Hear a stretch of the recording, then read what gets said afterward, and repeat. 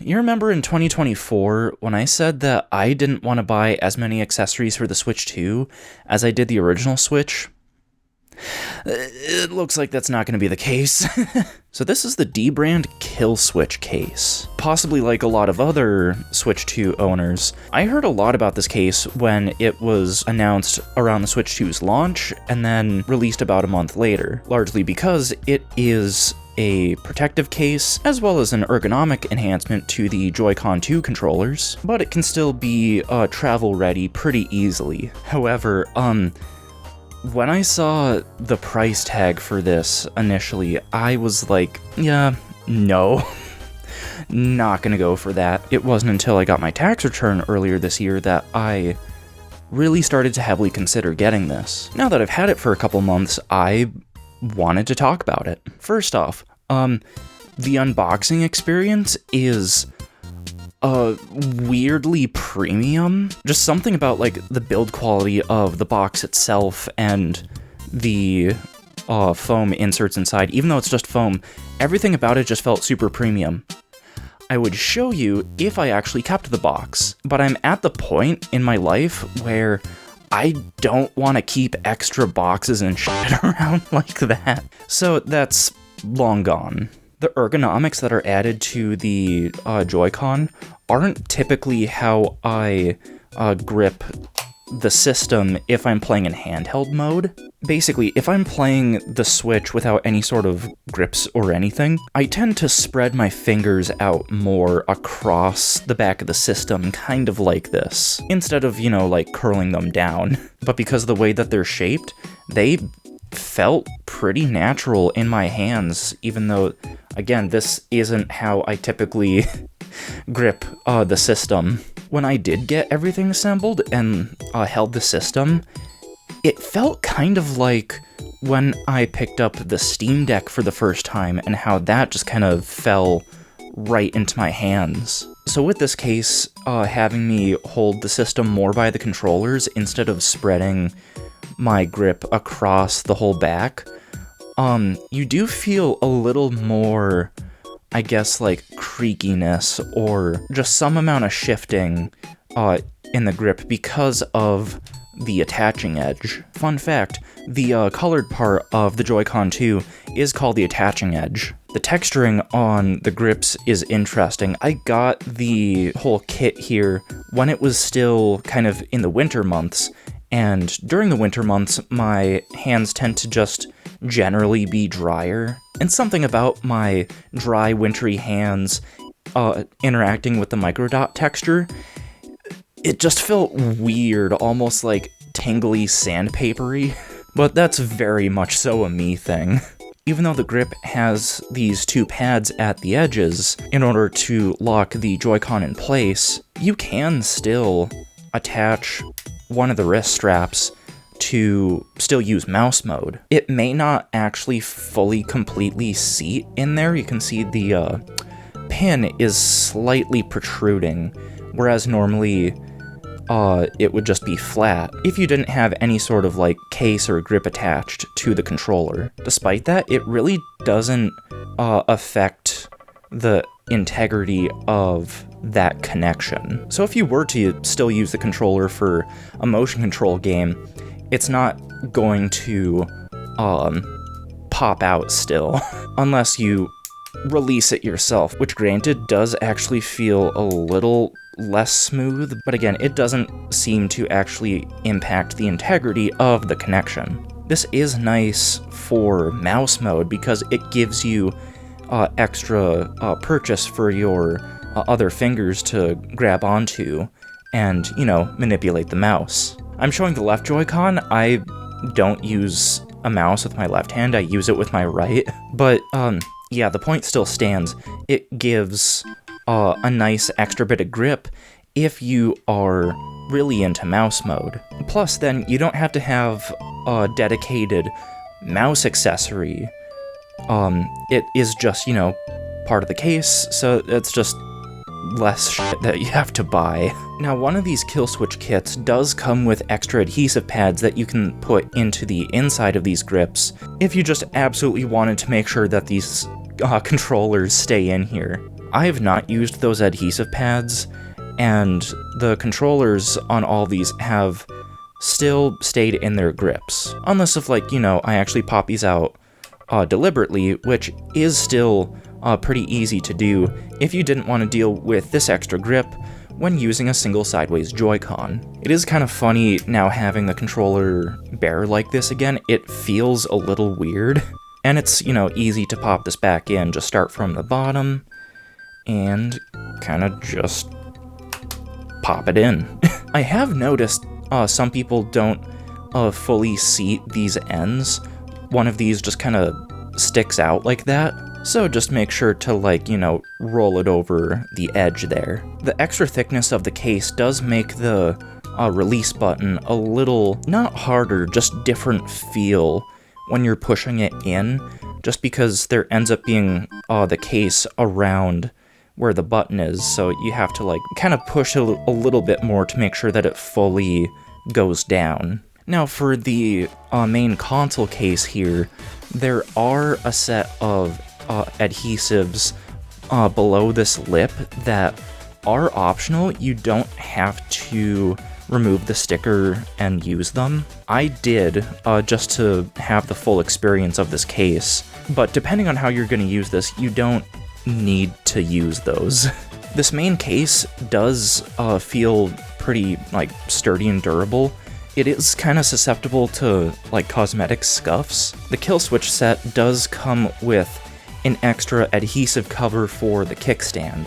Again, depending on how you want to use this whole setup, you don't have to use this. This is mostly for if you're using that hard shell travel cover that I showed at the start, because with this cover on, it, for the most part, covers the back here, and then, you know, the hard shell cover covers the whole screen and sticks and buttons. So if you're wanting to use this as Dbrand kind of intended, then I would recommend putting this kickstand cover on. Now, yeah, Dbrand is a skin manufacturer, so they're aware of, you know, making sure to use adhesives that don't leave any residue or damage on your stuff if you choose to remove them. The same does go with the adhesive that they've used on the kickstand cover, as well as the adhesive that's inside this lip. That's why I was okay with using both of those.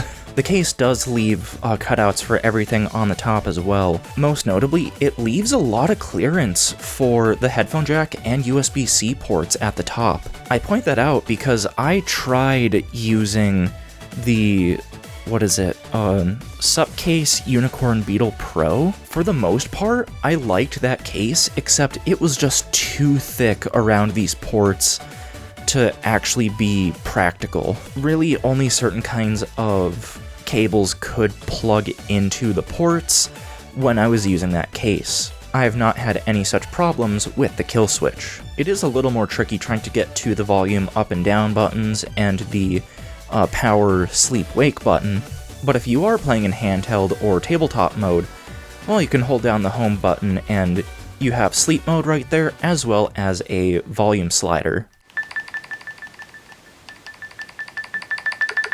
Because of the extra grip that this adds to the Joy-Con controllers, you're not going to be able to just directly fit these into the stock Joy-Con grip. So, Dbrand actually has started making their own. This was not announced or released when I got the Killswitch, but because I did get the Killswitch, I was able to get a couple bucks off of this. So yeah, it is just a Joy-Con grip that can accommodate the Killswitch grips. But, this has a hinge that can give you multiple different angles to your grip.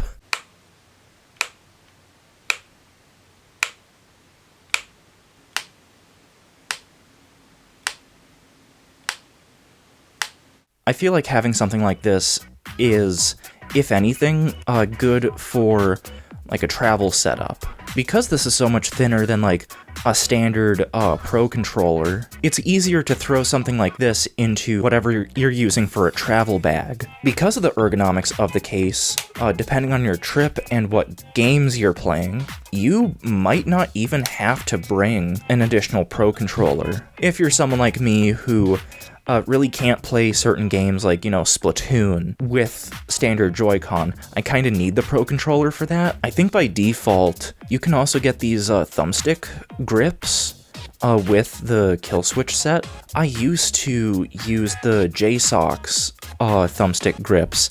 They were okay, but they were just thick enough to where when you were moving the stick around, it would, the thumbstick grip would rub around where the colored ring is, and it would just kind of feel like a little squeaky and just not great. I think these Dbrand thumbstick grips are way better because they don't have that issue, and they do give a nice little extra level of grip. Installation is easy. Just pop it on. Head on. Apply directly to the forehead. If you are ordering the Killswitch set from the Dbrand website, you do get to choose a set of Joy-Con skins. I believe this is called the acid. Depending on how the light hits it, it's like, I guess, lenticular, or it reminded me of those like special shiny like collector like Pokemon cards or whatever, so that's why I chose this. And apparently it's one of the number of skins that also gives you a second set of, I think, what they call the Black Damascus, which is a similar pattern. It's just mostly black. I think this looks cool because it still goes in line with the like dark gray borderline black of the Joy-Con 2, but it still gives a little extra hint of detail depending on how the light hits it. I think these look cool. I put the Black Damascus skin on my red and blue pair a couple weeks before I got the Killswitch set. I got the newer, I forget specifically what Nintendo calls this, but it's the lavender and like green. And so I put the acid skin on that newer set. It is nice having the two different sets of controllers then, because if I did want to maybe go with, the more like subdued look, I just swap controllers. So then I can pretty quickly have something that looks a little more like stock, just, depending on how I'm feeling. So there are a number of system cases for the Switch 2 that are thin enough around the edges here to still let you directly dock, but I guess Dbrand didn't want to possibly compromise like the durability of the case, so by default, this is not dockable directly into the Switch 2 dock. So because of that, every Killswitch kit, doesn't matter if you're getting like the Super Deluxe set, or like the Travel set, or the Essential set, you will also get a dock adapter. Installation is easy. Just pop it on. Head on. Apply directly to the... It's pretty much just like a USB-C extension cable that is within a, plastic housing that you stick right into the Switch 2 dock, which then in turn lets you dock the system with the Killswitch attached. The dock adapter does also have a very tiny little cutout for the dock's LED light. I saw a number of people around the launch of the Killswitch report that their dock adapters were lemons. Dbrand has really tightened down their tolerances of what dock adapters actually ship, so hopefully that shouldn't be the case for most anyone out there who does decide to get this. But if your dock adapter doesn't work, you can just yell at them through their support email. They're actually pretty accommodating in that regard. It is kind of weird getting used to the way that the system docks with the dock adapter, because with the standard Switch 2 dock, there's a whole alignment system that, as the name would suggest, helps you to better align the system as it's being connected to that USB-C port. But because the dock adapter doesn't have that really, you have to rely kind of on this little dot here at the bottom, as this lines up directly with the USB-C port, as well as a similar indicator on the dock adapter. Then once you make that connection, you just kind of push the system back towards the dock itself, and then if you want to undock the system, you rotate the system away from the dock and kind of push up. It's not as elegant of a setup as just using the standard dock, but I find once you get used to it, it's not that bad. Because of the nature of the dock adapter, it brings the system farther away from the USB ports, therefore the grip here isn't covering up the USBs like a lot of other cases might. So, as a byproduct of the dock adapter, there is absolutely no issues with plugging in cables. Now yeah, if you're not careful, the USB-C port could potentially cause scratches on the bottom of the system. Dbrand includes a double set of an additional skin here at the bottom. I have it on here. You can't really tell that it's on there, but it's there. It is meant to sort of take the brunt of any cosmetic damage that USB-C head could cause. So if you are using the dock adapter, I highly recommend, putting this on here. Now, if you didn't want to use the dock adapter, you can just not use the kickstand cover and not use the adhesives on this lip of the case, and just remove this main case if you want to directly dock the system. I have seen a number of people online not even get the full set. They just go onto the Dbrand website and hit "I don't need a case" and just get the joycon grips, so that way the system can remain dockable, but you get the added ergonomics. I know everyone uses the Switch differently, so you'll have to decide if that's right for you. Also, I have the Genki Covert Dock 3, and over at my setup, I have the JSOC's similar dock to this.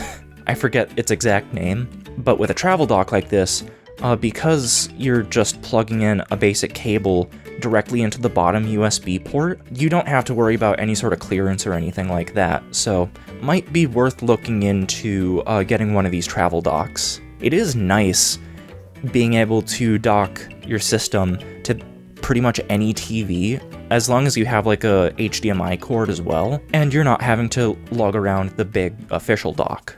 But I think the idea of the dock adapter kind of falls apart if you are frequently bringing your system to other people's docks, whether it's local friends and family, or if you're a multi-switch household. And if you have the whole Killswitch kit on your system, then that means this cannot go into any official dock. You'll either have to bring that dock adapter with you, or get some kind of dock extension. Because yeah, even though these sorts of travel docks are nice, if I'm visiting someone who also has a Switch 2, I'm gonna want to just pop my system directly into their dock, instead of having to mess around and deal with setting up my own special setup. But yeah, if you do go the route of getting a travel dock, that's extra money that you're going to be spending. So for some people that might not be worth it, for other people it is. Yeah, for me it is. Because with a single dock like this, I can hook up my Switch 2, my original Switch, my Steam Deck, my tablet, my phone, if my phone actually supported video out from the USB port. Some people have brought up the point of, oh, well, the Switch 2 has a fan inside of the dock that keeps the system cool, and that is Nintendo's official wording from the hardware overview trailer. The Nintendo Switch 2 dock has a built-in fan that keeps your system cool. This helps keep performance stable. But when people actually got their hands on the Switch 2 and did teardowns, that dock fan doesn't actually cool the system, the tablet itself, because the tablet already has a bloody fan in it. And I don't blame people for being apprehensive about cases and stuff like this because of their wording about that dock fan. But suffice it to say, that dock fan does nothing for the system itself. It's just to keep the components of the dock itself cool. So you don't have to worry about using like the Dbrand dock adapter or a travel dock like this, because the Switch 2 itself already has inbuilt cooling. If you are using a travel dock like this, just make sure that the air intakes at the bottom here, as well as the exhaust, are, both kept open and can breathe properly, either with a bespoke stand or just taking someone else's case and setting your system on top. Because the intakes are directly at the bottom, that still keeps that whole airflow open. Now, if you opt for any of the setups that aren't just the essentials, or I think if you buy this from Best Buy here in the US, you also get the travel cover. It's a very, interesting idea, I think, of, well, the system is already protected with the case and everything, so you put this on top and stretch this bungee around. Well, then it is protected. There's no padding around the shoulder buttons, so if you're not careful, you can scratch the hell out of your shoulder buttons. It does leave the top USB-C open. It is nice if you're traveling with this and want to just quickly pull this out of your bag and top it up for whatever reason, like you're at a layover at an airport, or if you get to your destination and want to top up your system. For a while, I was apprehensive about that, because I was one of the few people who actually read the health and safety insert that the Switch 2 came with, and it says to keep the air intake and exhaust open when charging. Now, this case does cover the exhaust, but at the bottom, it does keep the intakes technically open. I have charged the system with the travel cover on like that, and it's been fine, but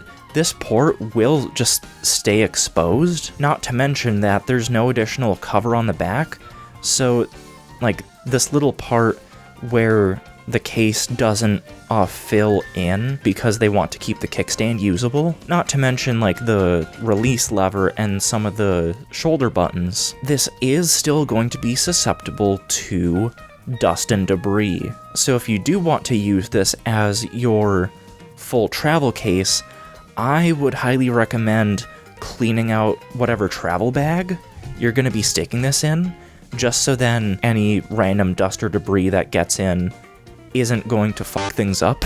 I do have a sling bag that has a dedicated sleeve for a handheld like the Switch 2 or Steam Deck, and even with the Killswitch on, it kind of slots in perfectly, so that's what I've been using in conjunction with the Killswitch, because I also like to carry around just some extra random accessories. Should I do a what's in my bag? I feel like that's very typical YouTuber bullshit, but I don't know, it might be fun. Not now though. So I don't have this handy, but with the travel cover, it also comes with a game card tray. Removal is simple.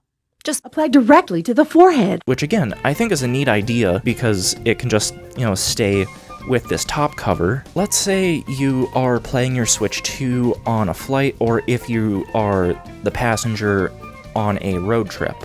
Well, you go ahead and take the travel cover off, and there would be nothing keeping your game cards keeping your game cards fully covered, because what I like to do if I am in a situation like that is pull the system out of the case, fully zip the case back up, and put it back into my bag. And if I were using the game card tray, all those game cards would be exposed to whatever else I might have in my bag. And those in particular, you don't want to have come into contact with dust and debris. That's why in that same sling bag that I mentioned a little bit ago, I have a bespoke game card holder now. So whatever game cards I have are fully enclosed and protected. Plus this can just hold more.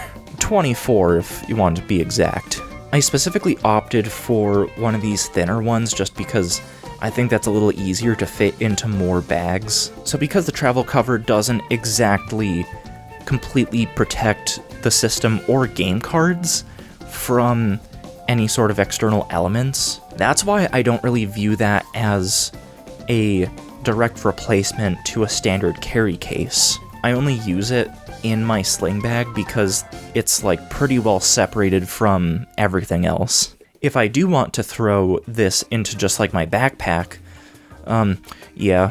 This is the Savage Raven Max carry case, can hold 12 games, a microfiber cloth up there, and a big well at the bottom here for just whatever power adapters and whatever you need, but it does also fit a Killswitch Switch 2. There are gaps around the controllers, but it doesn't slide around basically at all. I did see online people say that a Killswitch Switch 2 does fit into the RDS cases, and like, technically it does, but it is a tight enough fit to where I don't want to use those cases with the Killswitch. It's especially tight around the main console part itself, and I don't want to have that extra pressure, especially like on the screen. That's just like a big no-no. So I also opted for Savage Raven's just EDC case. This can only hold 8 games, and what the fuck are they supposed to expect me to put in here?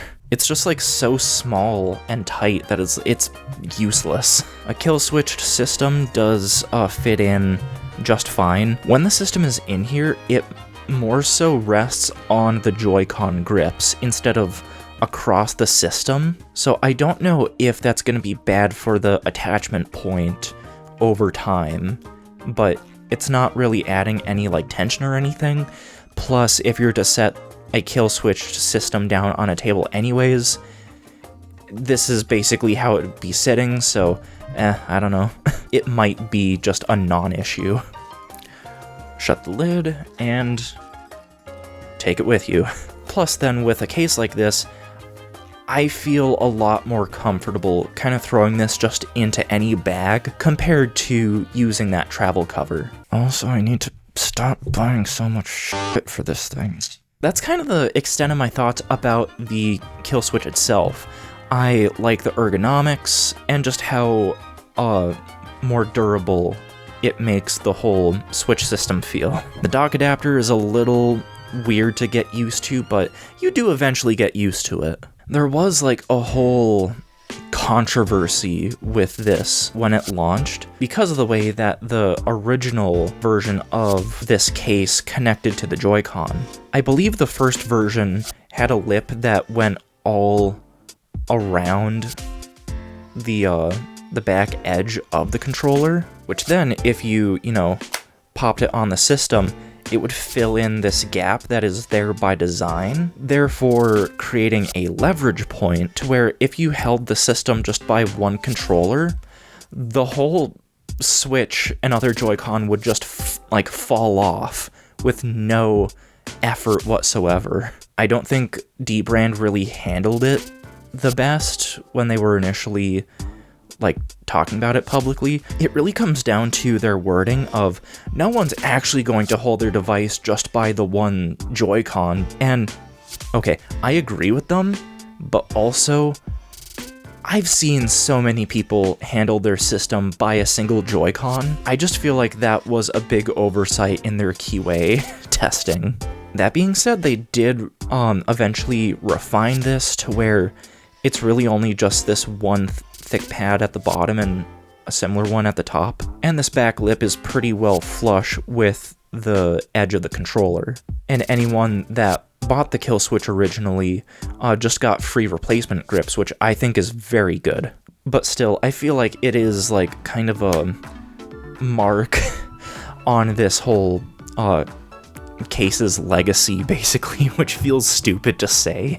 But yeah, because that gap is there now, if I hold the system just by the one Joy-Con, it does not flop down. And yep, I am holding it by the one controller. I don't like doing that, but I wanted to do that for the video. So yeah, again, overall, I do like the case. I don't know if I'm going to actually commit to using this long term, just because there are like other similar cases that I do want to try, but I guess having this feel more like a commitment might actually be a good thing. Although now that I'm thinking about it, there is one fatal design flaw. Because of the thickness that this adds to the system, it doesn't fit in the Virtual Boy headset, so actually this thing is complete garbage.